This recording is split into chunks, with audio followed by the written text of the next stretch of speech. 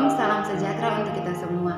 Perkenalkan, nama saya Gradiana Averiani Kevi dengan NIM 2023755707 dari Perguruan Tinggi Politeknik Negeri Kupang, jurusan akuntansi, program studi akuntansi sektor publik. Baik, saya akan menjelaskan materi yang berkaitan dengan manajemen. Ada 5 pokok pembahasan. Yang pertama, pengertian dan pentingnya manajemen. Yang kedua, manajemen klasik dalam manajemen. Yang ketiga, mazhab perilaku dalam manajemen. Yang keempat, mazhab ilmu manajemen. Dan yang kelima, perpaduan dari setiap mazhab untuk memunculkan teori baru dalam manajemen. Langsung saja, yang pertama, pengertian dan pentingnya manajemen. A. Pengertian manajemen.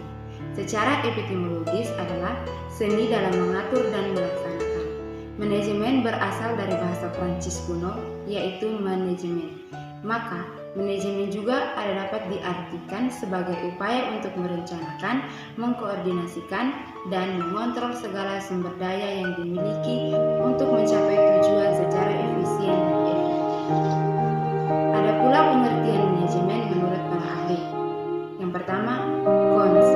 Pengertian manajemen adalah suatu seni paling produktif yang pelaksanaannya didasarkan pada pemahaman mengenai ilmu yang mendasarinya.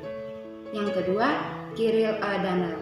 Dalam bukunya yang berjudul Principles of Management dijelaskan bahwa definisi manajemen adalah berhubungan dengan pencapaian suatu tujuan yang dilakukan melalui dengan orang-orang lain. Yang ketiga, Mulayu S. B. Hasibun. Pengertian manajemen adalah ilmu dan seni mengatur proses pemanfaatan sumber daya manusia dan sumber-sumber lainnya secara efektif dan efisien untuk mencapai suatu tujuan. B. Pentingnya manajemen.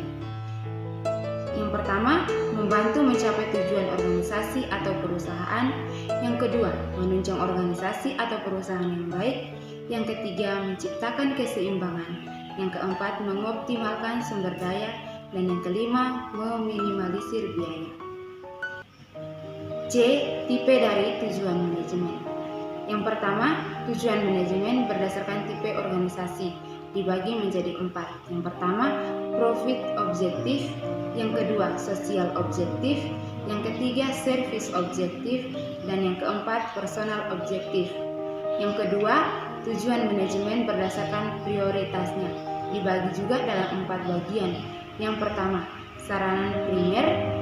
Yang kedua, saranan sekunder. Yang ketiga, saranan individual. Yang keempat, saranan sosial. 3. Tujuan manajemen berdasarkan bidang dibagi menjadi 5. Yang pertama, top level objektif. Tujuan secara umum menyeluruh yang berkaitan dengan berbagai bidang sekaligus. Yang kedua, finance objektif. Tujuan manajemen yang berkaitan dengan modal. Yang ketiga, production objektif. Tujuan manajemen yang berkaitan dengan produksi.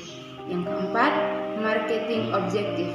Tujuan yang berkaitan dengan pemasaran. Yang kelima, office objektif atau tujuan yang berkaitan dengan ketatausahaan. 4. Tujuan manajemen berdasarkan motif dibagi menjadi 3. Yang pertama, public objektif.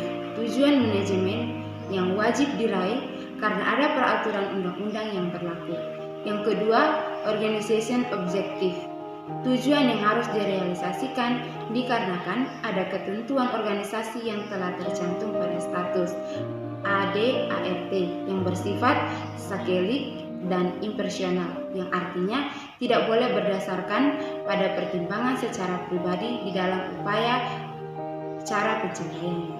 Yang ketiga, personal objektif. Tujuan individu atau tujuan pribadi yang walaupun mungkin masih berkaitan dengan organisasi di dalam upaya pencapaiannya sangat terpengaruh oleh pandangan atau selera pribadi. D. Metode menetapkan tujuan manajemen yang baik. Metode merupakan unsur yang mendukung metode kerja yang efisien dalam pemanfaatan sumber daya seperti manusia, uang, dan bahan yang berkaitan dengan aktivitas manajemen. Salah satu metode yang digunakan dalam penerapannya adalah metode pengembangan manajemen on the job. Memilih metode yang tepat tentu akan memberikan dampak yang besar terhadap sebuah perusahaan, seperti peningkatan produktivitas, meningkatkan penjualan, dan penyelesaian masalah yang efektif. F. Unsur-unsur dalam manajemen. Ada 6 unsur dalam manajemen. Yang pertama, man atau sumber daya manusia, money atau uang, materials atau bahan baku, Mercedes atau peralatan mesin, method atau metode, dan yang terakhir market atau pasar. G. Bidang-bidang dalam manajemen. Yang pertama, manajemen produksi. Manajemen produksi adalah pelaksanaan kegiatan-kegiatan manajerial seperti planning atau perencanaan, organization atau pengorganisasian, actuating atau penggerakan, dan controlling atau pengawasan terhadap sistem-sistem produksi dengan tujuan agar produksi dapat berjalan secara efektif dan efisien. Yang kedua, manajemen pemasaran atau marketing management. Marketing management adalah penerapan fungsi-fungsi manajemen dalam kegiatan penciptaan dan penyerahan barang atau jasa terhadap konsumen atau masyarakat agar dapat memperluas pasar bagi kemajuan suatu perusahaan industri.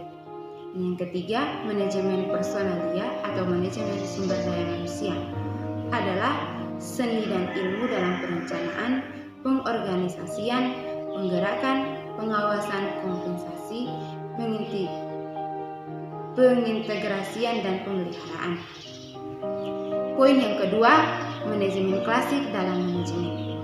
Teori manajemen aliran klasik awal sekali timbul akibat terjadinya revolusi industri di Inggris pada abad ke-18.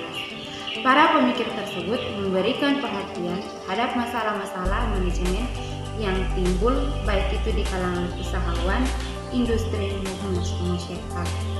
Teori manajemen aliran klasik mendefinisikan manajemen sesuai dengan fungsi-fungsi manajemennya.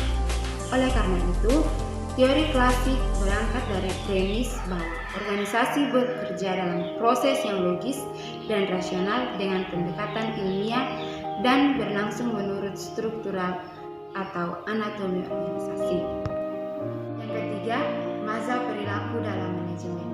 Mazhab atau aliran perilaku, aliran ini sering disebut juga aliran manajemen hubungan manusia.